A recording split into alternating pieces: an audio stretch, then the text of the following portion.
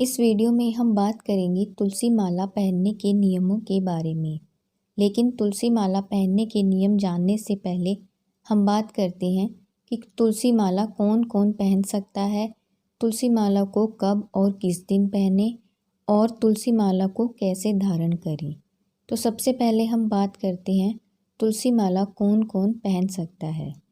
तुलसी माला को कोई भी पहन सकता है, बच्चे से लेकर बूढ़े तक इसे कोई भी पहन सकता है। छोटे बच्चे, सुहागन औरतें या जिनके पति नहीं हैं वो भी इसे पहन सकती हैं, या जिनकी शादी नहीं हुई वो भी इसको पहन सकती हैं। तुलसी माला को कब और किस दिन पहने। तुलसी माला को आप थर्सडे, किसी भी बृहस्पतिवार को पहन सकते हैं। इसके अलावा 11 एकादशी को, पूर्णिमा पर और कृष्ण जी का कोई भी दिन हो आप उस दिन पर इसे पहन सकते हैं। जैसे कृष्ण जन्माष्टमी या अक्षय तृतीया पर आप तुलसी माला धारण कर सकते हैं।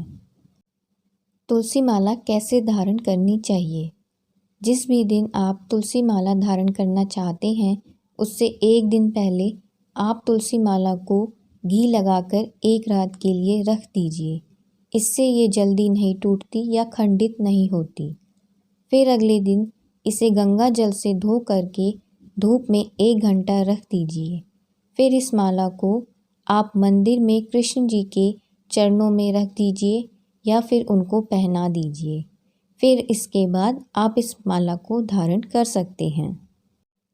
अब हम बात करते हैं तुलसी माला पहनने के नियमों के बारे में।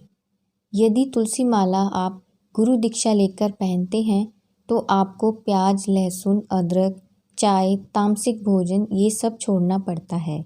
लेकिन अगर आप तुलसी माला खुद से अपने मन के भाव से धारण करते हैं तो आपको ये सब छोड़ना ज़रूरी नहीं है। लेकिन अगर आप छोड़ना चाहें तो आप छोड़ सकते हैं। देखिए, जैसे हमारे घर में तुलसी का पौधा होता है और हम घर में सब काम करते हैं, ठीक उसी प्रकार हमारा शरीर भी एक घर है और तुलसी माला तुलसी का एक पौधा है। अब प्रश्न आता है कि हम पीरियड्स के अंदर तुलसी माला पहन सकते हैं। तो जी हाँ, हम पीरियड्स में भी तुलसी माला पहन सकते हैं। तुलसी माला हम इसलिए पहनते हैं कि जब भी हम मरें तो तुलसी माला हमारे गले में हो और भगवान हमें स्वीकारें। हम नहीं जानते कि हमारा अंतिम समय कब होगा।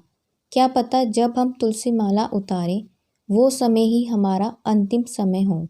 तो इसलिए हमें तुलसी माला कभी नहीं उतारनी चाहिए। लेकिन हाँ, आप संभोग करते समय इसे अवश्य उतार लें, फिर हाथ धोकर इसे दोबारा धारण कर लें। तुलसी माला के साथ आप गले में चैन, मंगलसूत्र, हार पहन सकते हैं। तुलसी माला पहन के नहाने से हमें वो फल प्राप्त होता है जो हमें गंगा, यमुना, सरस्वती आदि नदियों में नहाने से फल प्राप्त होता है। इसलिए आप इसे पहन के ही नहाएं, जिससे पूरे शरीर में तुलसी माला के द्वारा होते हुए पानी जाए। तुलसी माला पहनने के बाद आपको शुद्ध शाकाहारी भोजन ही करना होगा। आपको मांस, मदिरा, पान, अंडे ये सब कुछ छोड़ना होगा। सबसे लास्ट, सूतक नातक में भी तुलसी माला अपवित्र नहीं होती। तो आप बस इस पर गंगा जल का छींटा लगा लें और इसको पहनकर ही रखें। धन्यवाद।